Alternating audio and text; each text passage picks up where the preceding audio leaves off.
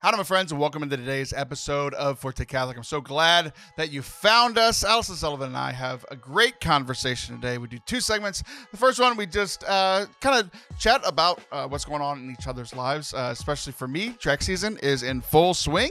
If you've been following social media, you've been realizing that our team's having a very good year, and we're going to continue to have a very good year. Talk a little bit about that and negative feedback. I use negative feedback sometimes in coaching or kind of trying to call somebody out and see if they respond well to it. Some people respond very well to positive feedback. Some people respond very well to negative feedback. I am definitely in the latter category, but I can dish both out. So we also talk about a trip that Allison just returned from, where she went to Nashville to go to Patricia Heaton's house, which is just insane, with a bunch of other Catholic women talking about the pro-life movement and how their approach might be a little bit different than some of the pro-life work that you've seen over the last decade or so. So some pretty exciting stuff. Talk about Catholicism and pro-life and feminism and that sort of thing. So we hope that you enjoy this conversation. If you do, please hit subscribe wherever you are watching or listening. Enjoy.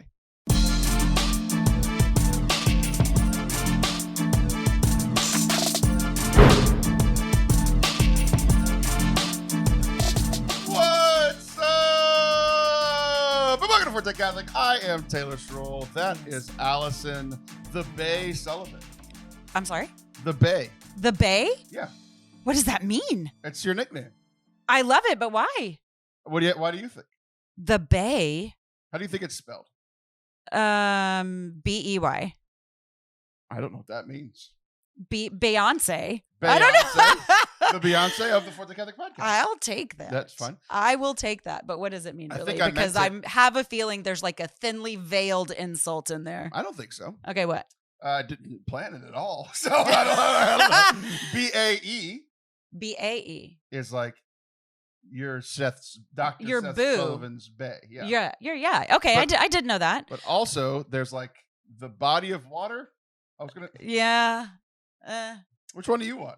I mean, I want to be the boo thing. Okay. Not necessarily your boo thing, right. but just like a boo thing. I honestly thought, I didn't mean Beyonce. I honestly thought you were going to go Beyonce. Which I like Beyonce. Is that in the running? I mean, I didn't think my options would be in the multiple choice. Definitely Beyonce. Well, that was my thing. I guess I didn't plan this at all, but I guess once you started answering, I was trying to entrap you and try to make you pick Beyonce. And then I was going to ask, what about the doctor? Yeah, no, listen, if you want to introduce me from here on out as Allison Beyonce Sullivan, I'm here for it. Who was it? I think it was Chris Rock. I think this was from Chris Rock's new special. Okay. Have you watched it? No. It's fantastic. Incredible. Okay. On Netflix. There's a few things that Catholics won't like. Okay. But it's where he finally addresses the Will Smith. Does he stuff. talk about it? Yes, Okay. yeah. Oh my gosh, I'm dying. And it's very funny and very explicit. Really? But, okay, hold on. Can I ask, is there any potential for reconciliation? No. Not happening. No. Not happening. It's okay. not going to happen.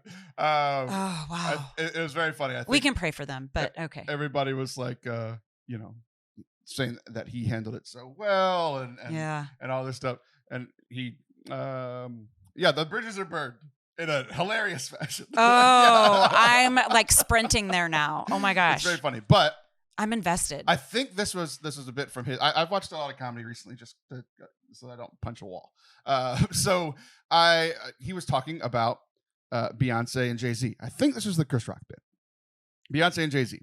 How Beyonce is so classically beautiful that if she worked at Burger King, she could pull Jay-Z. Like, Jay-Z, right. rapper, the billionaire. Yes, sure. He could walk into a Burger King because he's feeling adventurous or whatever and see her and be like, I would like to take you on a date. Yes. Like maybe somewhere other than Burger King, but I'd like to take you on a date. Yes. If it was flipped. Right. And Beyonce, one of the best singers of all time, one of the greatest performers, goes into Burger King and Jay-Z is working at Burger King. She's ordering a number 3 and getting out of there and never speaking to him again. Of course. Yes. So it's like, all that to say that her attractiveness has nothing to do with her power or her money. Right. Like it's a Pretty Woman type situation where Richard Gere is like, and it's you. You're the one. Oh, you were talking about a movie. I don't know what that means.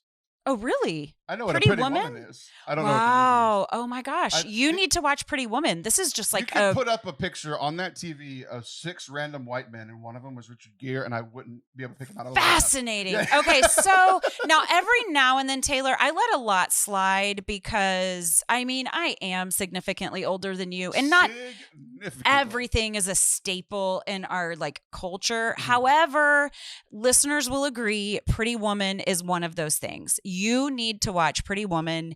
It's a rite of passage as a human. Pretty okay. Woman walking down Now, the street. I will say- Does that song have anything to do with that movie? It's in the movie, but Okay. no, there's a whole many decades between those two things. Oh, Okay. that's that one lady with red hair. Of course, Julia Roberts. Yeah. But listen, I will say I'm not certain it's aged very well. I think they romanticize Neither have prostitution a little bit. Oh. So, but that's Now a I problem. watch. That's but you do need to watch Pretty Woman. It's delightful. Yeah. Pretty Woman. You're going to end up with a crush on them both Julia Roberts and Richard Gere. They are so I could pick her out of a lineup. I wouldn't know her Sure, name. Maybe, yeah. Maybe now I would because I heard it, but I'd be like, that's her. Yeah. 7.1 out of 10 on IMDb. 65% on Rotten Tomatoes. 51% on Metacritic. Yeah, I would like for like audience react to Taylor not knowing what Pretty Woman was. I need some shock and awe. It's just wait. What? You said that this movie has something to do with the P word. I did. And the first thing that I read says, a modern update on Cinderella? How? What about the Cinderella Rags to story? riches, Taylor. Rags to riches. That's all. What involved the You know what that slipper? reminds me of? It's like What's this when you watch OnlyFans? Dirty Dancing as an adult and you're like, oh, that's what was going. Please tell me you know I've what never- Dirty I've Dancing. never seen Oh, that for either. the love of Pete. Is that the one where he picks her up and they spin? Yes. That's why I know Okay. that. I know All right. that. So that's a little I've iconic. never seen it. But you need to do that. Okay. Anyone else want to contribute to the list of movies Taylor needs to watch as a rite of passage as a human?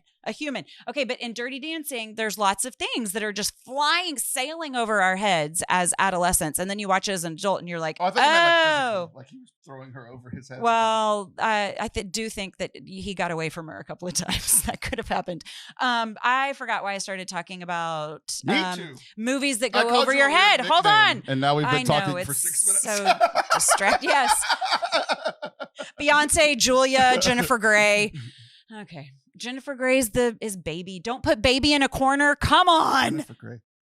You got my. I need to stop talking about this because you've got my mind in a weird I place. know, but everyone I else heard is Grey. just as You indignant talked with about the me. P word, and I was like, that's a different Oh, movie. prostitution, rags to riches. I think that had something to do with why I brought up Dirty Dancing. I can't know. Because this then where you we- ask is this yourself, where you we go put the back to trigger warning? Cinderella and you're like, was Cinderella about prostitution the entire time and I just didn't know it as a toddler? No, the answer's no. But they're just saying that it's the same because of rags to riches. How is there one woman in the whole kingdom with an 8 shoe size? I don't know. That's a never marvel. understood that. We're not buying that anymore. Another thing that they tried to pull over on us as Like, kids. You know that he went to some woman's house and there was a Uggo and he put the slipper on, it fit, and he's like, No, that ain't her. not you. I did not have that much to drink that night. Yeah, exactly. This is an interesting episode. Yeah, it's taking some turns. Yeah, I'm not Little sure about it. Snaky little path we're on. We need to we need to put the trigger warning after everything happens. By the If way, your kids are in the car, you should stop listening 7 minutes ago. too late. Yeah. I have not seen you in a while, and you have become hairless in the couple of weeks it's been. I have. Yeah. This is the grand or not grand reveal. It's Yeah. either the grand reopening or the what do they call it? Like a clearance sale because the whole show is closing. One of the two. Okay. The big reveal last week was just in like the initial intro and outro. Okay. But I had a beard the whole rest of the show. So Gotcha. it confused people. Yeah. But this is the first This time is that I'm it. talking to a human being and not my camera Yeah. without something covering my face. It's shocking at first, and then you get used to it pretty quickly, I'll say. okay. Yeah.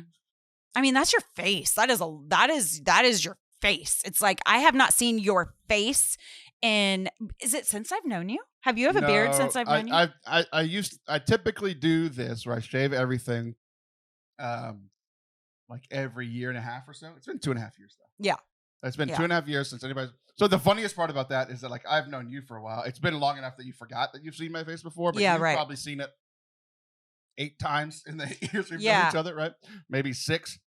But there are like legit, like I hosted trivia. I host trivia at a local bar every other Tuesday. Right. And I've been doing that for about 2 years. Mm-hmm. I would host a trivia last night and they're like, who the hell is you? Yeah, right. Right. I came upon a picture of us just yesterday. Silas turned 14, so I was like going through all of his pictures to like make something. And you are sitting at my counter, inevitably helping me with the technology problem, and you're looking over your shoulder and you look like a baby. Mm-hmm. I mean, but this makes you look a lot younger too. That's why I did it. Yeah, that's right. So the update from big beard to like looking like I sell crystal meth from Breaking Bad, the goatee. Yeah. I mean, that was because that's a visual. That brings up a whole persona. You're right. Yeah, we're covering all the deadly sins here in the first few minutes. All the gray on the sides. My whole beard on the sides went gray. Uh-huh. Like, not 100% gray, but like it had a 51% majority. Like it could have won the house. Vote, Right. So I saved that off, and then I had the goatee, and the goatee was fine. There was just like a couple of streaks of gray. Mm-hmm. A few shades of it, actually. Wow, seriously. There we go. We're just like... So the gray started winning, and I was tired of looking older than you when you are, as we already stated, significantly older than me. I like that you played along with that. That was great. Yes. So... yeah, it was funny. The first people that saw it were the track team. For those of y'all that don't know, I coach track at our local Catholic school. I run the high school team. And they were the first people to see it. And like one of the big reasons, like this has been, like I've been thinking about it for a while. Yeah. But every first track meet for my life, I've been around track since I was in junior high. Every first track meet, I'm incredibly white. And I get incredibly burned the first time. Uh-huh. And then I don't get burned again until the last meet of the season, because then we're out there for 48 hours straight. Okay. It's May and it's here and it's 104 degrees. Like, so it's like a rite of passage. The sandwich of the season, I'm white. At the ends, I'm red. Right. So but last year I started noticing I get weird like burn lines, tan lines. They're like from your hat. I wear this hat, right? Or a hat like it. What if it tanned the mesh? It has before. It has definitely tanned the mesh before. But I don't wear this hat, which is so like typically I don't have the mesh. But every hat like this has this like I'm wearing like what are these called? Like a trucker hat kind of thing, right? Yeah. And they have this big semicircle on the back. Yeah. And I have a big semicircle. It looks like the sun is rising on my head, which is like fine for track because I just wear the hat and it looks mostly fine. Mm-hmm. But then I like go to church. Right. And like the kids are poking the back of my head because it looks like the sun's rising at 9:00 in the morning on Sunday or whatever. So I've made a lot of updates in my life. I think I'm in some ways I'm embracing getting old. Okay. And in some ways I'm fighting it. Yeah. And literally it all kind of happens with the tracking. I spent $250 at Academy the other day. Okay. For a couple of reasons. What'd you get? One, I'm embracing the getting old. Okay. And I was, so the reason I shaved because I didn't want a weird tan line because eventually I was going to shave and I didn't want to have like all of my skin on my under my goatee be incredibly white and everything else be tan. I see. Good point. So okay. I'm starting the season with like, what do you call it in like makeup? Like an even base? Just a good foundation. A good even foundation. So that's one of the reasons I did it. But I went to Academy and I bought hats that I've always thought made people look incredibly stupid. Uh-huh. I've got it pictured. Thank you. Seth has been wearing them for a very long time, and bald men need to. Big floppy hat. Yes, the one thing that I have some dignity left. It has the Nike logo on the front, right? That's fair. Big floppy hat covers my ears, covers most of my face, so I'll only have to put sunscreen on my neck and maybe a chin strap or something. Yes. Now I was going to ask you, perhaps lecture. We are wearing sunscreen, right? Absolutely not. Okay. Well, can we? Can we start? Why? That's why I bought the hat. No, but let's go ahead. Let's just, if we're embracing getting old, let's just go all in because, well, cancer, but also what you think is what you like, because you know how a sunburn kind of feels sassy at first. When you get older, it's not. It's sunspots. Like if you're trying to go for like a clean, level foundation, sun is your enemy. So, but more so the Cancer. Let's just wear sunscreen. No. The other thing that I did is weigh in. Little help. Speaking of weighing in, I also went up a level in shirt size. Okay. Because I keep seeing pictures of myself at track meets. And I feel like when I'm standing normally, it's like people know I'm chubby, but it's not like incredibly obvious. But then when I'm out in the middle of a field and the wind's blowing and it's like pulling my shirt backwards, I look like a beached whale. So I went and bought an XXL shirt for the first time in my life. I have a question. Yes. Would you let someone call me a beached whale? Not currently. Like, which day? Which day? I see. You look like Beyonce today. Contingent. Thank you. You look like Jay-Z. I don't think... I'll take your order. Exactly. I don't think that you should talk about yourself in any way that you wouldn't let someone talk about one of your friends. So I reject beach whale. When I think of your body type, Taylor, I think of former athlete. I never think emphasis on the former. Well, but I just never think beached whale. I think former athlete. Like, you still look like you could probably beat me at the 50-yard dash. No. My hamstring would pull 25 years ago. Oh, I kind of want to do it now. We would. That you don't have any confidence. We would race. I would be 25 meters in. You would be 12 meters in.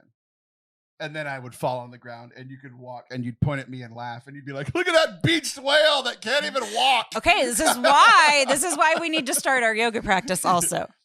I know, on the agenda we have. Inviting you over. We're going to do a video at some point where we're going to talk about Catholicism and yoga whilst doing yoga right here on this floor with that camera. It's going to be a great time. I will not make fun of you at all. Yeah, I'm sure. I wonder how much the mics can pick up because I think dear, all kinds of noises. Perfect. So Seth's just he's really tight. And so he has his little stretches and he's like, don't y'all like sign something where you're not allowed to laugh at people? And I'm like, I'm not laughing at your yoga. I'm laughing at all that comes with it. Right. It's the grunting. It's a lot. It's a whole show. The dogs are so concerned. Yeah. So if we could get this on film with you, that'd be really great. I've been trying to get you to come do it for a while. You're like, oh no, I have to travel across the world to meet with fancy people because I'm a fancy person. I think that happened once, but it did. Quite literally going to talk about it here in just a few minutes. But speaking of coaching and what you said about the beach whale thing, I respond very positively to negative feedback. Okay. So for some people, it does not work. And I actually noticed this in coaching. Yeah. Like there are some people where success is a motivator. Well, if they have a bad day on the track, I have to be like, it's okay. You're just having a bad day. We'll be back next week. Mm-hmm. And there are some people where I'm like, that was garbage. You're better than that. Nice. Okay. And there's even other people where I get to know these kids, especially the kids that are, whether it's a freshman and I don't know them, I don't know how they respond, so I'm going to be kinder. Of course. Right? Unless they like absolutely do something where it was like an effort thing and it was very obvious. Right? Sure. And with the older kids and a lot of these kids that I've known, because I've been in this community for 8 years, I've known them for a while and I'll be kind of positive for a while. And then like sometimes specifically, even the kids that don't respond to it, I will do it on purpose. Mm-hmm. Just to see how they respond. Yeah. I did it yesterday at practice. Mm-hmm. I pissed one of the girls off because I wanted to see how she responds to it. Mm-hmm. How she responds to it that day, how she responds to it today, and how she responds to it at the meet on Thursday. Mm-hmm. Just because being kind wasn't working.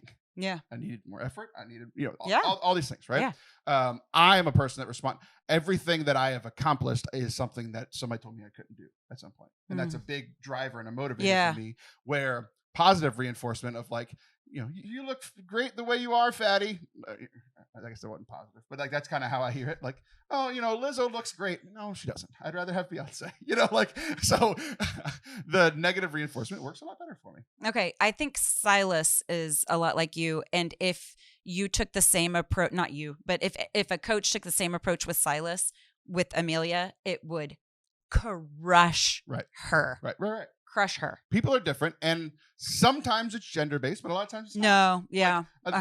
Like I know your kids, and that like personality wise, I could totally see that being the thing. Yeah. But like, I've been coaching the boys for years, and I've only been coaching the girls for a couple of years. Mm-hmm. A couple of years ago, I started running the whole program, and it's been interesting for me to figure out for sure the girls. It's a skill. My initial thought is, I'm just going to be kind and sweet to them because that's how I was taught to treat girls, women, right? Yeah. But the longer I've gotten into it, the more I've been able to not treat them like I treat the boys, but open up a little bit to the negative reinforcement stuff. So I was, Silas's club basketball team was having a tryout, and I was sitting in the bleachers with some of the players that didn't need to try out because they're returning and they didn't need to. And so I was watching their coach, and I have this little favorite friend of Silas's, and he's sitting with me, and it was clearly a great athlete on the court. And the coach was riding him a little bit. And he said, he said, I don't like the energy. I don't like the energy. So he's saying, turn it up. Right. And so, Sai's friend kind of looks at me and is like, he just made an expression where he's like, man, coach is kind of being hard on him. And I said, do you know that it's really not, that's why he said that wasn't really about the energy. 'Cause he's actually doing a really great job out there. He's seeing how coachable he is. Yeah. So if you're doing an okay job and I'm writing you about, I still want more, how do you respond to that? Does that make you mad at me and quit and give up? Does that make you work harder? Does that make you want to please? Like, how's it? I've decided on your athleticism. I've already decided on that. Right. Now I want to know about your character and what kind of player you are. Right. And what kind of team member you are. So anyways, Silas's little friend looks at me and is like, you could see all these like light bulbs going off of when a coach is mean to me, he might just be, it doesn't have to do. It's not always so personal. It's really just about what's effective. Right. Anyways, I love coaching. I love athletics. I love what sports do for us. It's such an awesome way to learn that nothing's ever all about you. Like, I love it. Yeah. I might have told the story before, but if it was on the show, it was a long time ago. Playing high school football, I was mostly an offensive player. I played tight end, receiver, slot back, all these things, right? Because I was better at. I came from basketball was my primary sport. I didn't play football until way later in life. So at the beginning, I really wasn't used to getting hit and being hit. Yeah. So the thing that I was good at, like in basketball, the whole point is to get around people and get to the goal. Right. Trying not to get hit. On offense, I was pretty good.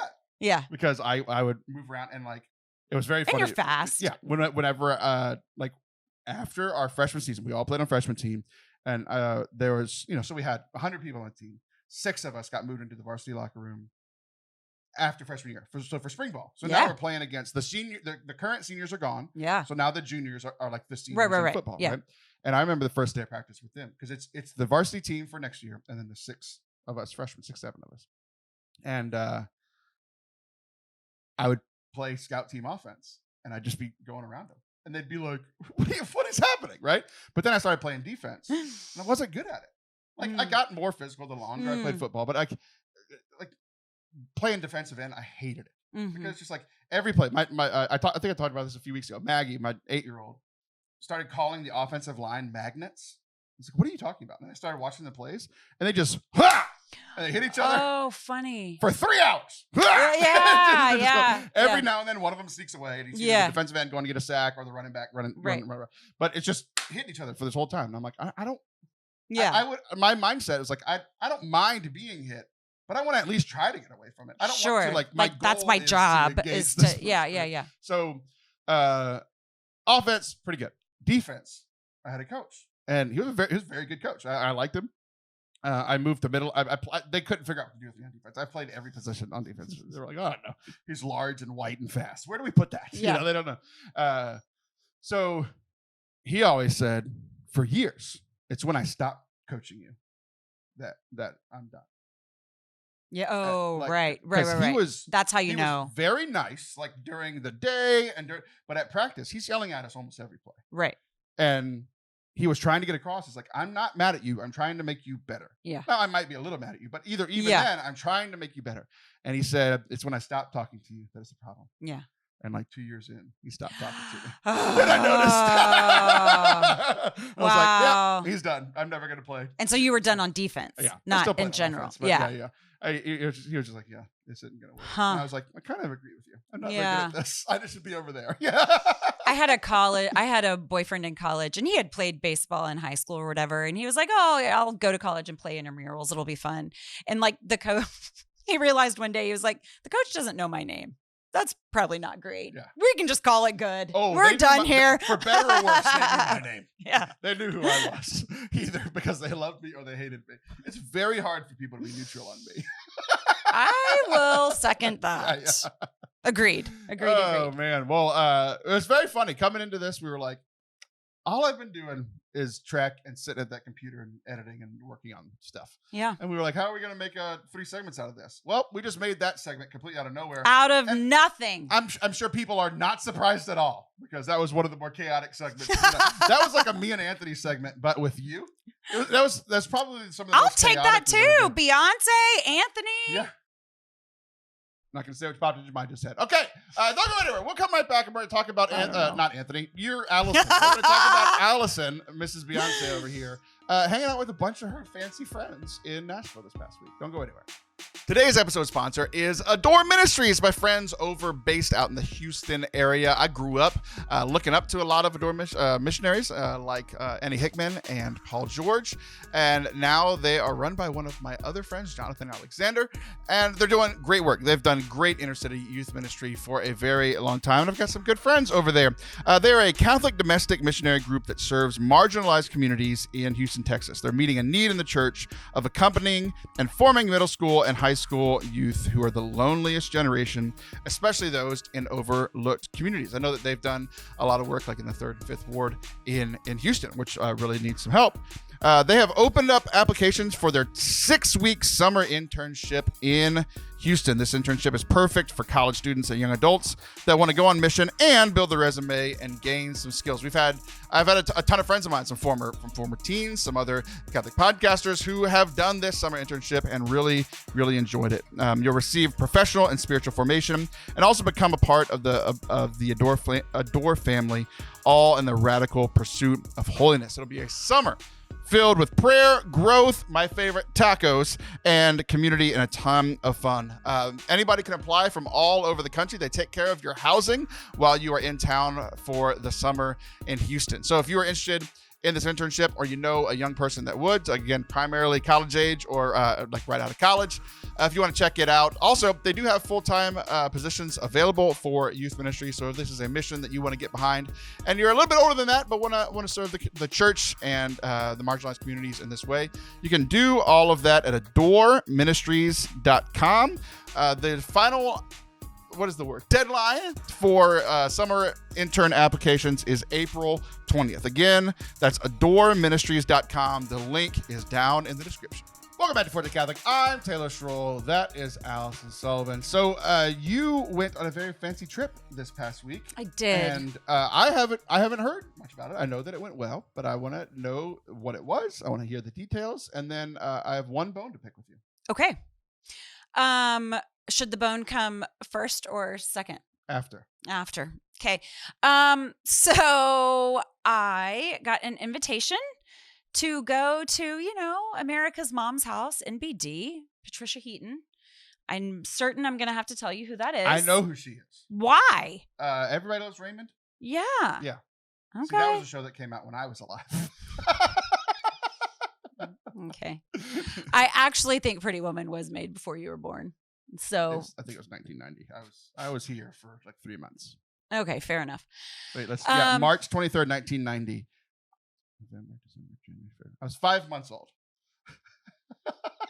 I was in the 8th grade, I think. Yeah, anyways, significantly older. So Patricia Heaton is awesome, amazing.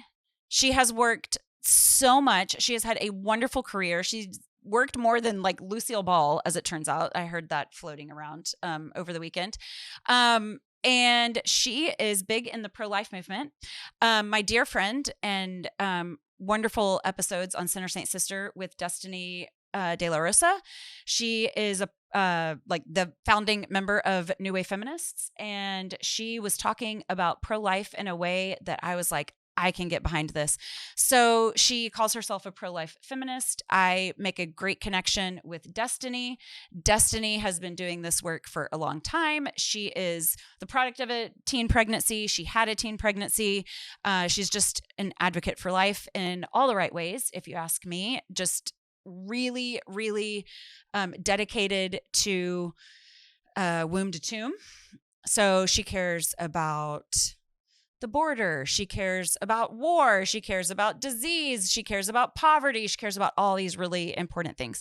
And so listening to her and getting to know her through the podcast and then personally, we just became great friends. She invited me to what she is calling the feminist nest. Get it? Like, nest. So cute, right? It took me a minute, actually. I didn't.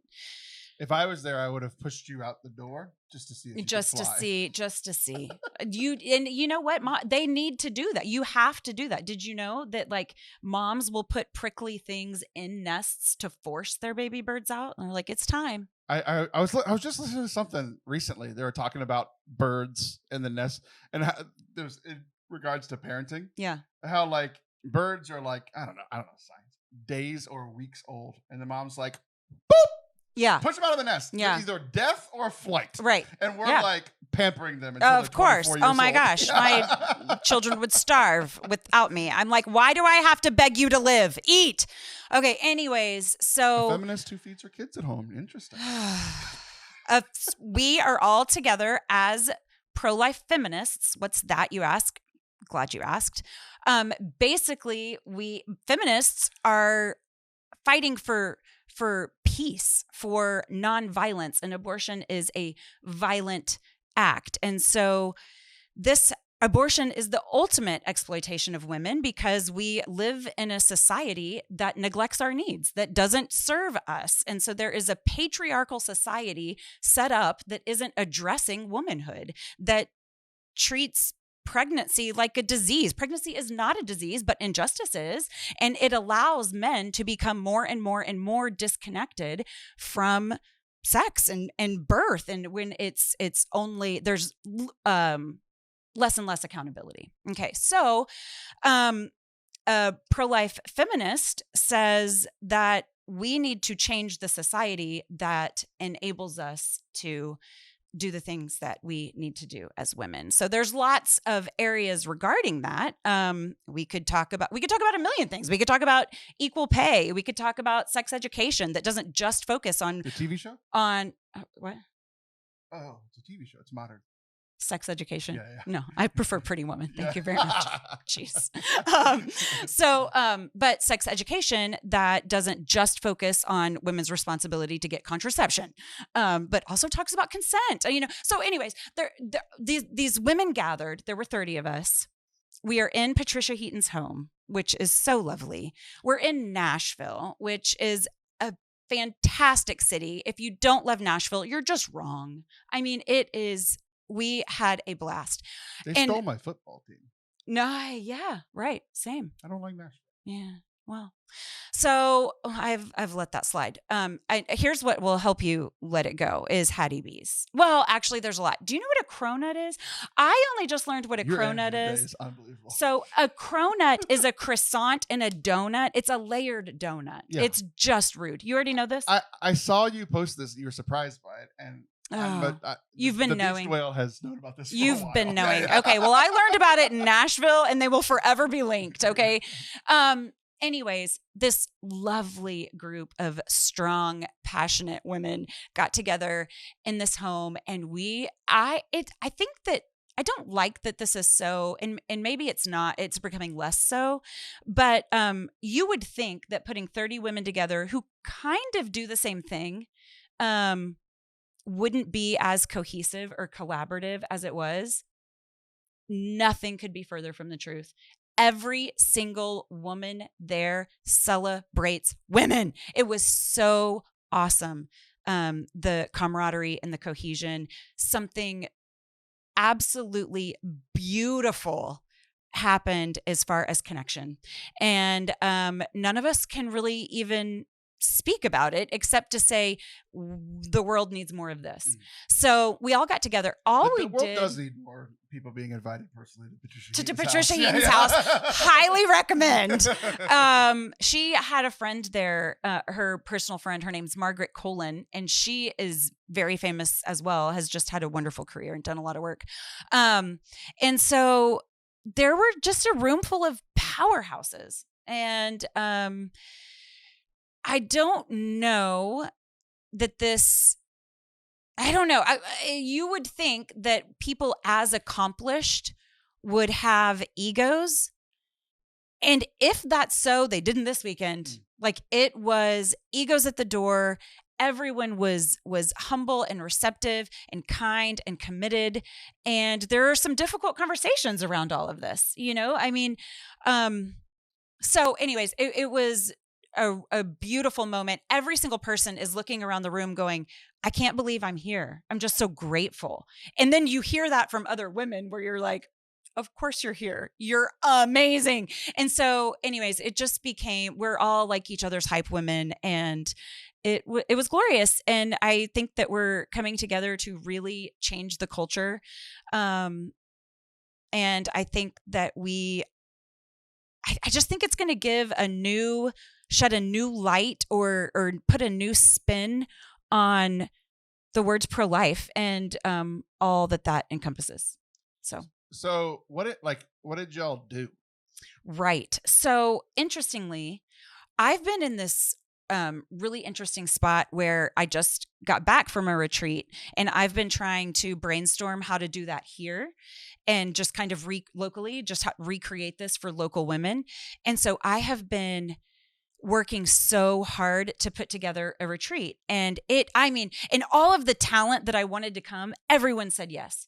Like Aaron Nyquist, come give us a talk on the Paschal Mystery. He was a yes. Mary Linneberg, come give us a talk on grief. She said yes. Jen Fulweiler, at the very end, entertain us like with comedy where it's like we've thought and processed and reflected and grieved, and now we're going to laugh together. She said yes.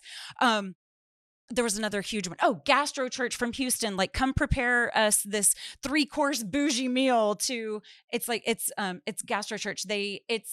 They minister by really nice food. And so it's a whole thing. Don't. It's fantastic. Yeah. You don't like the name? No. Okay. What they do is fantastic. It sounds like a doctor that I need to go see. Well, you might. They're like a corny. They'll fix it. They're like, hey, we know we have a lot of gastrointestinal problems. Come to our church and we'll heal you. You know, it only costs $150 per Sunday. So, but what they do is they serve a really nice bougie meal on the lawn of a church, and it's designed for people who wouldn't necessarily cross the threshold of a church, but would like a nice meal, and so they engage in spiritual questions. And anyways, it's a wonderful ministry, and so I'm like, come make us a nice meal, and they said yeah. Every talent that I wanted in place for this retreat that I was going to do said yes. Problem? None of my friends were available to come or help me get people to come. So I'm like, Lord, what does this mean? In the meantime of trying to discern this and figure it out, I go to the Feminist. Here, the names of the stuff you're involved in is hilarious. So creative, right? People are so creative. Do you know the TikTok? People are so creative when they start cooking weird things. Mm-hmm. Our algorithms are different. I digress. I am working so hard trying to make the perfect retreat. Do you want to know what we did at the Feminist? I would. I asked that question like 7 minutes We ago. introduced ourselves. Everyone got 10 minutes. I'm a rule follower, so I took 8, and most people took 17. So we introduced ourselves. Amazing how like bonding and enlightening that is. The second day, you told your 3 biggest dreams. They can be wild. Just your wish. We told 3. We broke up into small groups. Of macaroni and cheese chasing me with a knife. Someone there was going to make that happen for you. Oh God. So, anyways, it was a marvel at how connective and how bonding and how enlightening that was for who we are and what we're trying to do in this world. Like, why are we here? And like, I'm back home trying to reinvent, really complicated wheels. So anyways, it was remarkably simple. what we did there, and incredibly bonding. That's good. I like that. I think we've talked about Destiny on this show before, around when she came on your show, I think the second time, the New Wave Feminist lady. And I like her approach because it's the pro-life movement in the Catholic Church has gotten very insulated. Right. Insular, like just kind of, right. We're trying to win arguments with ourselves to make ourselves feel better. Yeah. And not learn how to make arguments that are actually going to change people's hearts. Right. Yeah. So I like a lot of pro-life arguments from a secular perspective because that's what's going to work, right? Like I'm not going to be able to quote Isaiah to some person who's not Christian, right? Right. So I like that word. So like you had who's Catholic, Patricia Heaton, who's Catholic. You had somebody from like a secular perspective. Was it pretty mixed, or was it mostly faith-based? Or I would say most, if not all, people there were Christian. I got you. There was a very small minority, but there. I will say that faith was. That's not true. I was going to say faith was couched for some of the conversations because we are trying to change culture, and if you're trying to change culture, coming at it with something that maybe has a bad reputation isn't what's going to be effective. And so we talked a lot about efficacy, like what's effective, and a lot of that is science. Like what's effective is science. So anyway, but there were crazy spiritual things happening. That I had a vision. I haven't had a vision in a really long time, and I didn't know. Cheese man? No. Do we have time for me to tell you? Okay. So when we were introducing ourselves, the women of color, it just so happened that they went first, kind of one after the other. And as this woman was talking, she's a state legislator. White guilt. Perhaps. Well, have the floor, please, like for the love. Or justice. But she's a state legislator from Connecticut. Her name's Trinae. She's going places, like jot that down. So she's speaking, and this wind came through. I was in a corner. I had sat myself in a corner, baby. And the wind is coming through. And so I'm susceptible to it. I'm surrounded by windows, and I'm not a worrier. Like I don't like freak out about things like that. I mean, you know what? My husband knows not to do that because I will punch. Yeah. That's so funny. That's a good little reel. All right. So I am aware of the wind. It's loud, and it's like sounds a little trainy, like that sound we're supposed to be concerned about. So I'm looking around like, wait, anyone else? Trainish, like train. You thought a train was coming towards the house. It sounded like a train. And that's what they say, like a tornado sounds like, So, okay. Oh, no, I didn't know that. Yeah, so the wind. I legitimately thought you thought a train was coming towards the house. No, it's the wind is making a sound that is alarming. Okay, so I'm looking around, like, is anyone else here? Like, hello, why is there a basement, Patty? So, Trinae keeps speaking, and so I just kind of shut my eyes, like no one else cares about this but me. It's fine. And so I shut my eyes, and when I do, I'm just marveled by her. Like she is so strong and smart. Her IQ is off the charts. I picture a tall tree. It was just a tall tree in my mind. Okay. And I didn't think anything of it. So what? The next woman that gets up is just as powerful and just as smart and just as eloquent. And I'm like, oh my gosh, this is amazing. And so I picture another tall tree. And so it's all these trees. Well, I've been to the redwood forest, so I picture redwoods. Okay. When we break for lunch, we go drive around, and there is a very large tree, like an oak tree or something, and it's laying on its side. I have chills. And it's like completely uprooted. It's laying on its side. And I'm like, see, that wind was scary. I'm like feeling all validated. The train hit it. Yeah.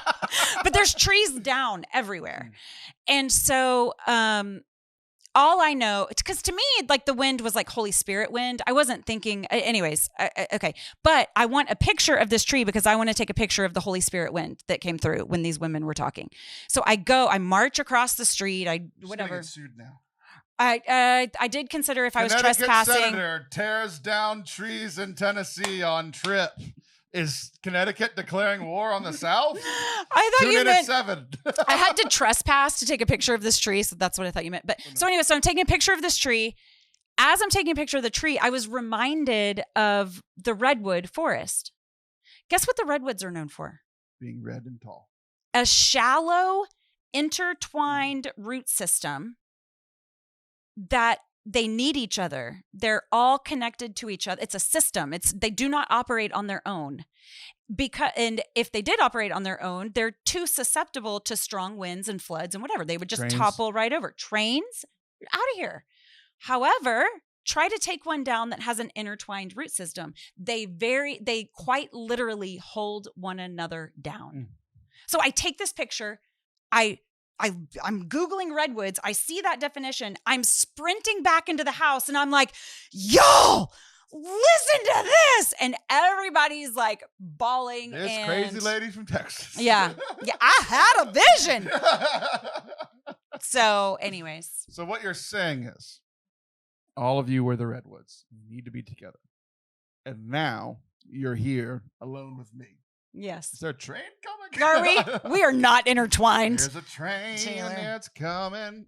We're not. All right, here's my bone to pick with you. Okay. You said something earlier. Okay. When you're talking about when y'all were meeting and everybody was like, oh, yeah, I don't deserve to be here. And you're like, well, everybody was kind of thinking, that or whatever. It's like, all right. You texted me before you were leaving. Yes. That you were very much looking forward to meeting Gloria Purvis. Gloria Purvis, who people know from the Catholic internet. She's very famous. I learned about her because of a scandal that was not her fault, but that was kind of happened to. So like we know who she is. She's very lovable. People like her. You were. I'll let you put it in your words. You were looking forward to meeting her, but you were also starstruck. Why? Because she's as close to a perfect human being as you can get. Is she? I tell you what, they always tell you, be cautious about meeting your heroes, right? Because they'll break your heart. My heart was definitely not broken. It was enlarged. I have an enlarged heart, Gloria Purvis. Grew 3 sizes that day. So here's my thing. You're saying starstruck because she's a nice person. That's not where you originally came from. What did I say? You didn't explain yourself. You were just like, you're starstruck. You're like, I can't believe I'm meeting her. She's so popular. She's so wonderful. Big in radio and all this kind of stuff, right? She put together a great career. You do realize that you have 1.3 million followers on TikTok. Does that say 3? Yeah. Really? I think I looked this morning. I think it's 1.2. It's okay. I've been saying Whatever. 1, and every time I do it. It just turned 2 while I was in Nashville because someone corrected me in Nashville. I said 1.1, and they said 1.2, girl. Oh, it does say 1.2. Yeah. It does say 1.2. That was 1.3. But either way, the point doesn't matter. Because that's a lot of people. You have 1 million followers. And I'm not going to make you guess because that could get mean. But I looked up Gloria Purvis. Incredibly successful in the Catholic world, which means just a faith giant. She is a spiritual giant. But in the Catholic world, it means you're not all that big anyway. So, Gloria, I'm just trying to put things in perspective. You just don't understand you, and I think I do. And Gloria has right under 7,000 followers on Instagram. On Twitter, she has 20,000. So bigger on Twitter. That's a lot for Twitter. That's like dog years. You have 1.3 million followers on TikTok. I know, but that doesn't determine who I'm starstruck by is the size of their following. I don't care about that. You're starstruck by stars. I'm starstruck by character. You're a bigger star than her. And then that is the dumbest thing you've ever said. I think I texted that actually. I'm like, that's the dumbest thing you've ever said. You don't understand who you are. You don't understand. You don't understand the clout and the power that you have. It's unbelievable. Okay, I will say this happened. So I stood up to introduce myself, and they were like, "I've been watching you on TikTok for," which I didn't. It happens sometimes where. Here's the crazy thing. Yeah. What? I don't know everybody that was there. Yeah. But I know Gloria. I know Destiny. I know Patricia Heaton, and I now know that there's some legislative person. I think you have more followers than all of them combined. Okay. Combined. Okay. I looked up Patricia Heaton, who is in one of the most beloved sitcoms of all time. Of all time. I grew up watching it. Yeah. 500,000 on one, 225,000 on another. You have more followers than one of the most beloved women in television. People don't know how to work the TikTok is all. Do you know what I think? Okay, well, this is another show. That's dumb. Combined. Quit being dumb. It's weird. Right. It's weird. You're the star. It's bizarre. It's a fluke. J-Lo doesn't follow any of them. That was we talked about that a little bit because it was stressful when it happened. It's like she's not following for makeup tips. She's not following for dance moves. I have to entertain J-Lo. Yeah. This is not putting down those women at all, because I know a few, the ones that I know, they're incredible. Right. It's a perspective thing. You don't understand what you have. And it's unbelievable to me. Yeah. I will say that there are a couple of things that happen where I'm like, oh, that. So like if someone's like looking at me for a long time in Target, I eventually, because I try to like smile at first, it never enters my mind. I'm just like, sometimes I'm like, oh, they're trying to figure out what my tattoo is, or am I wearing something that's particularly unique? Like it might be that. I like the fact that people are looking at you and you just start looking at yourself like, what? What?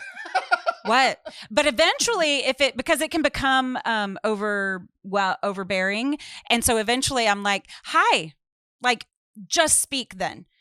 And then this is surefire. I'm eventually going to learn my lesson, because eventually they will say, oh, I'm sorry. I just recognize you from TikTok and I really like your and I'm like, oh my gosh, I'm so because I'm annoyed when I eventually am like, just say, like, let's get this over, either confront me or whatever. But it never occurs to me that it's like a follower or a fan. And so then when it does, that's always a good perspective. 1.2 million. Yeah, it's weird. It's weird. Like major cities don't have that.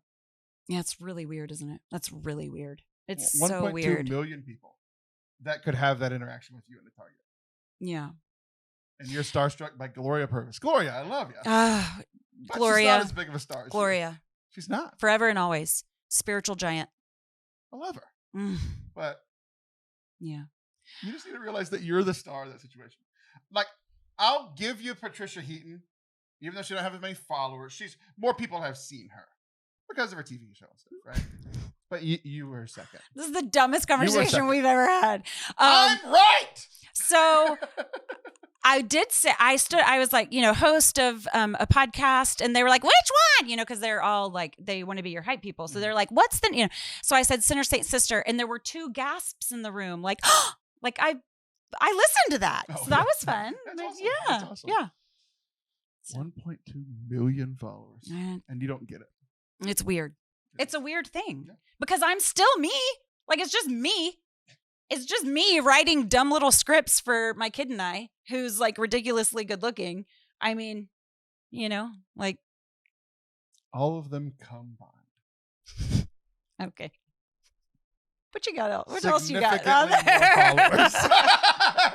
Nothing. I have nothing else. We were going to do a whole other segment, and now I'm done. I'm just done. It's unbelievable that you don't understand the power that TikTok friends, go follow Taylor Schroll, okay? Go follow Forte Catholic, okay? So I can get 0.2 followers. Not 1.2 million, just 0.2. He's a rip-roaring good time. Tell him all the movies he's missed out on.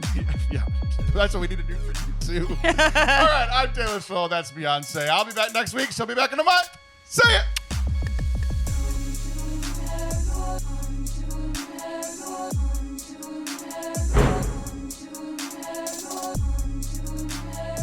Thank you guys for watching and listening today. I hope that you enjoyed listening as much as we enjoyed recording it. We had a blast. Here over the next few weeks, we've got some exciting shows coming for you. We've got not only one, but two priests coming up soon.